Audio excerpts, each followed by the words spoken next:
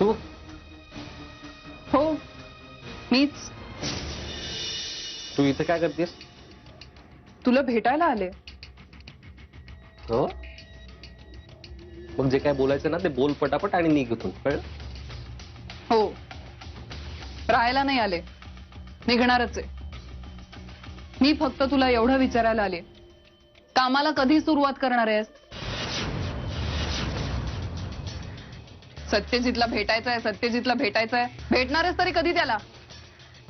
काय व्हीलचेअरवर बसून नुसतं करत असतोस रे? ए, आवाज खाली ठेवायचा.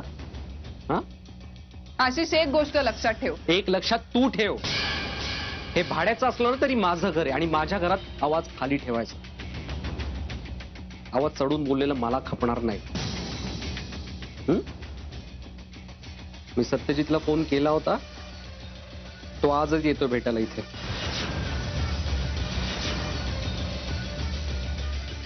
त्यामुळे भेटायला येणारा तो आहे, भेटणारा मी आहे. आम्ही बघू काय बोलायचं ते बोलू. तू निघ.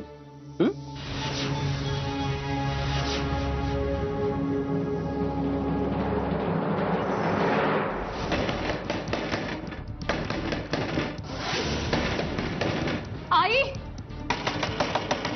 आई, आजी, कोणी आहे का?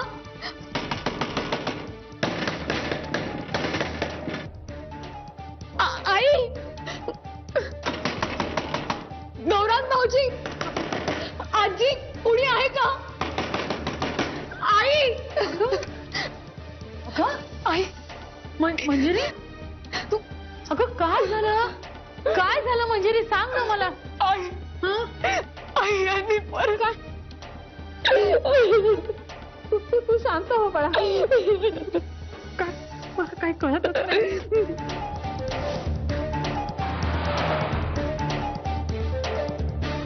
हा नाही, मी ते नवीन कोटेशन तुम्हाला लगेच मेल करतो. नाही नाही, ते जरा राहिलंच माझ्याकडनं. आई एक मिनिट. नाही, आधी फोन ठेव माझा. ऐक बरं बरं, मी तुम्हाला प्लीज कॉल बॅक करतो. ऐक ना, काय? तू आणि विहंग लगेच पुण्याला जा ना. मला खूप काळजी वाटते, तो पण गेला तिथे. कोण कुठे गेलंय? आई अगं काय तू काय बोलतेस? आई हे बघ, शांत राहा. आई, सत्या गेलाय पुण्याला. असं तडकाफडकी? हो ना, त्याला म्हणे त्या आशिषचा फोन आला होता म्हणून गेलाय तो तिथे. हे बापरे. मी काय म्हणते, तू आणि विहंग जा ना आत्ताच्या आत्ता पुण्याला. मला आणखीन काही अनर्थ घडायला नकोय बाई. हो आई, हे बघ तू टेन्शन घेऊ नकोस. मी विहंगशी बोलतो आणि आम्ही लगेच जातो पुण्याला. काळजी करू नकोस, आलोच.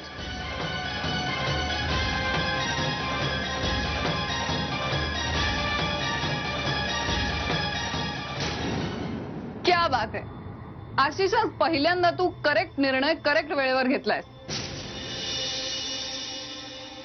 झालं बोलून जा. अरे काय निघ आता, त्रास देते का तुला? खातीये का? बरं मला सांग, सत्यजित इथे आल्यावर तू त्याच्याशी काय बोलणार आहेस? ते माझं मी बघून घेतो, तू निघ. माझ्याकडे एक प्लॅन. ऐक, मागच्या वेळी जेव्हा मंजिरी घरातून बाळाला घेऊन पळाली होती ना, तेव्हा त्याला असा संशय आला होता की ती तुझ्याकडे आली आणि तुम्ही दोघं एकत्र आहात आणि त्याच्याकडनं पैसे बळकवण्यासाठी तुम्ही पिल्लूला किडनॅप केलंय. आशिष, आत्ता सुद्धा ना तू त्याच लाईनवर काहीतरी बोल. म्हणजे सत्यजितकडनं पैसे माग, त्याला पटवून दे की तू आणि मंजिरी अजूनही एकत्र आहात, तुम्ही दोघं अजूनही कॉन्टॅक्ट मध्ये आहात. आणि आता तो संशयात इतका आंधळा झालाय की तू त्याला काहीही बोललास तरी त्याला ते आपोआप पटेल. एकदा का ही ठिणगी टाकलीस ना की वणवा पेटायला वेळ लागणार नाही. आणि पुढे मी आहेच. मी त्याला हे पटवून देईन की अशा चरित्रहीन बाई बरोबर स्वतःच्या मुलाला ठेवणं किती धोकादायक आहे. जी बाई स्वतःच्या मुलाला ओलीस ठेवून पैशाची मागणी करू शकते, ती बाई काय लायकीची असेल याचा तूच विचार कर. आणि या खेपेला सत्यजितला माझं ऐकावंच लागेल. स्वतःसाठी नाही तर स्वतःच्या मुलीसाठी. ठरलं तर हा प्लॅन डन करून टाकूया. आपलं आपलं कधी ठरलं? आता एवढ्या वेळ तूच फक्त बडबड करतेस आणि मी फक्त ऐकतोय. अरे मग बोल आता. तुझं काही वेगळा प्लॅन आहे का? तसं असेल तर मला तसं सांग ना. हो, माझा एक वेगळाच प्लॅन ठरलाय. काय प्लॅन आहे? प्लॅन असा आहे की मी सत्यजितला सांगणार आहे मंजिरी आणि माझं कधीच अफेअर नव्हतं.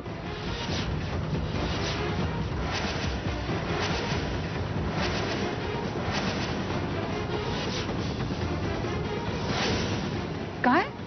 मंजिरी मंजिरी निर्दोष आहे, निष्पाप आहे आणि पवित्र आहे. मी मंजिरीवर प्रेम केलं होतं, पण सत्यजित मुधोळकर सोडून तिने कुणावरही प्रेम केलं नाही हे मी सत्यजितला सांगणार.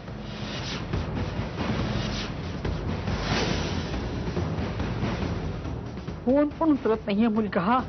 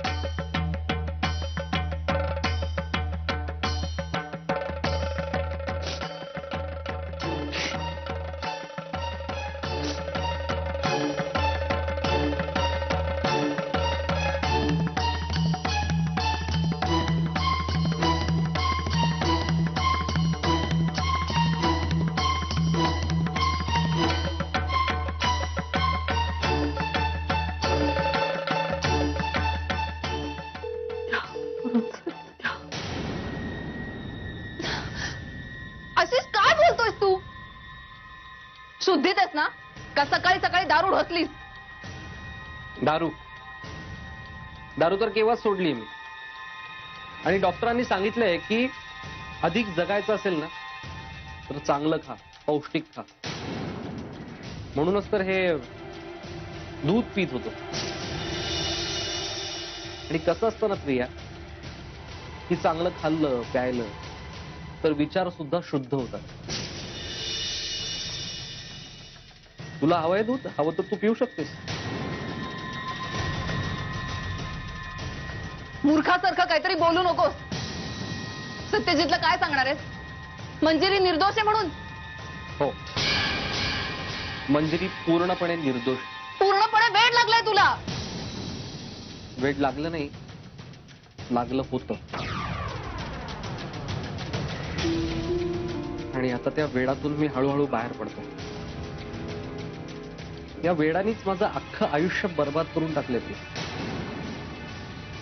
प्रिया तूच सांग ना, मी आजपासून वर्षभरापूर्वी कोण होतो, काय होतो, कुठे होतो? एक नुकताच कॉलेज पास आउट झालेला एक तरुण, एक मुलगा, सुशिक्षित, ज्यांनी ठरवलं असतं तर शिकून पुढे नोकरी धंदा करून सेटल झाला असता, संसार सुरू झाला असता. माणूस नॉर्मली एक सर्वसाधारण माणूस, एक सर्वसाधारण मुलगा आयुष्यात जे काही करू शकला असता ते सगळं काही मीही करू शकलो असतो. पण आता हातात काय आहे? शून्य. आणि हे सगळं कशामुळे? तर एका वेडा पाहिजे, माझ्या हट्टा पाहिजे. आता माझा मलाच प्रश्न पडलाय की माझं खरंच मंजिरीवर प्रेम होतं की तो माझा एक हट्ट होता? का आयुष्यात एका मुलीकडून मिळालेल्या नकारामुळे दुखावलेला इगो? पण मी किती कर्मदरिद्री आहे बघ. ही सगळी उपरती मला जेव्हा माझा एक पाय मोडला होता तेव्हा नाही झाली. जेव्हा माझे दोन्ही पाय मोडले तेव्हा झाली. कशामुळे? माझ्या सारख्या वेडापायी माझ्या हट्टामुळे ती आयुष्यात काय नाही केलं. मी माझ्या सगळ्यात जवळच्या माझ्या जिवलग मित्राचा खून केला. मंजिरी माझी कॉलेजची मैत्रीण. माझ्या खिशात एक दमडी नसायची पण तिला काही फरक पडायचा नाही. तिने कायम शुद्ध मैत्रीचा हात पुढे केला होता. मी तिच्या संसारात विष घालवलं आणि तेही कुठल्या थराला जाईपर्यंत. माझी मला चीड येते. आणि हे सगळं कशामुळे? माझ्या वेडामुळे, माझ्या हट्टामुळे. आणि हे सगळं ओझं मी आता नाही वाहू शकत आहे. मी खरंच नाही वाहू शकत. मी तुझ्यासारख्या आणि त्या हरामखोर दादासारख्या माणसांच्या नादी लागून आयुष्यात खूप पापाचा धनी बनलोय. पण आता मला नाही पापाचा धनी व्हायचं.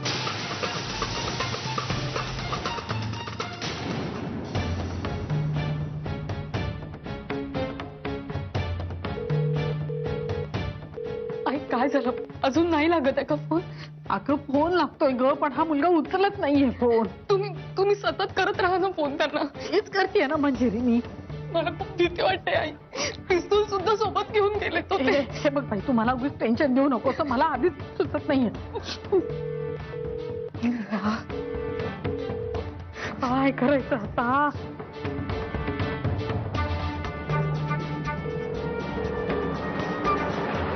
आशिष, माझं बोलणं पूर्ण झालेलं नाहीये. ऐकून घे. तुला ऐकून घ्यावंच लागेल, कळलं? लोकांना देवाच्या भीतीपोटी उपरती होते. मला दादा होळकर सारख्या सैतानामुळे उपरती झाली. बाकी काही नाही. पण मंजिरीचं आयुष्य पुन्हा रुळावर यावं, तिचा संसार पुन्हा सुरळीत चालावा, एवढीच एक इच्छा आहे. आता मी केलेल्या पापांची परतफेड नाही करू शकणार मी. पण मंजिरीचं आयुष्य मी पुन्हा बर्बाद नाही होते. ना माझ्यामुळे ना तुझ्यामुळे.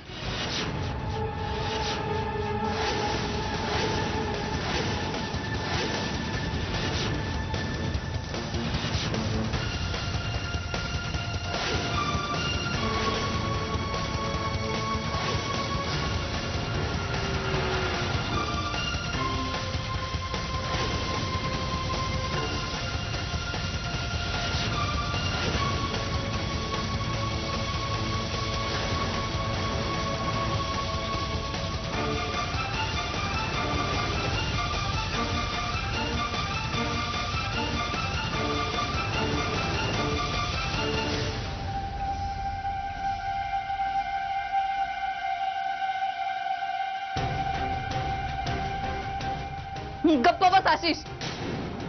स्वतःच्या कर्मानी माती खाऊ नकोस. मूर्खपणा करू नकोस.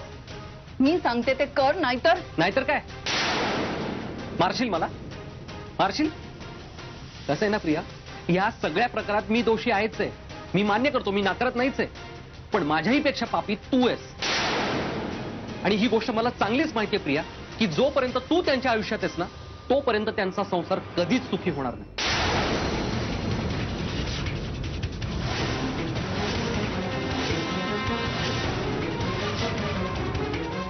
त्यामुळे मी आज सत्यजितला हे सांगणारच आहे की त्याने कुठल्या नागिणीला घरात थारा दिला होता.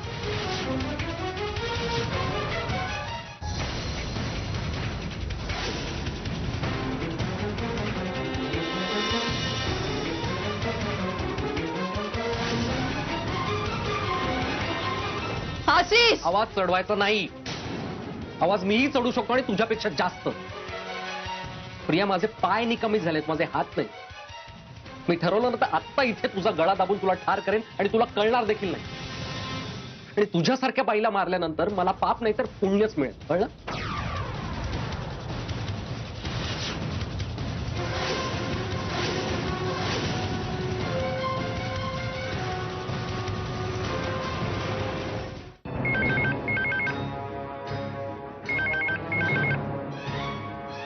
हॅलो हा बोला सनी साहेब.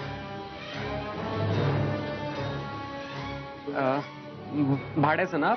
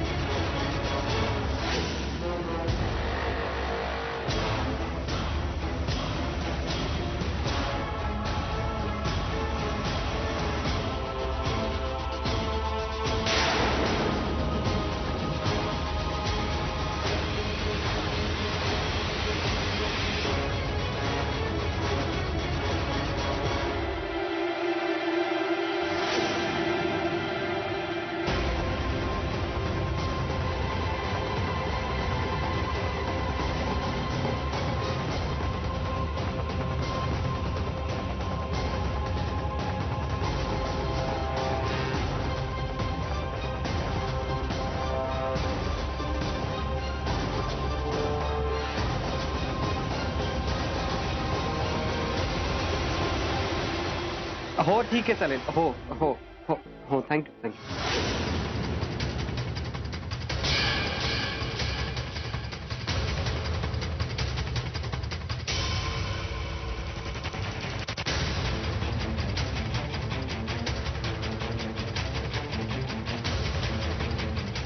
तू अजून इथेच आहेस?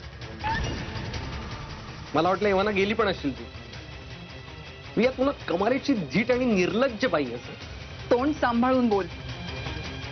जातेच आहे, पण तू केलेल्या चुकीची केवढी मोठी शिक्षा भोगावी लागणार आहे ना तुला, ते लक्षात ठेव. क्षणोक्षणी चुकवत आलोच आहे मी. ठीक आहे,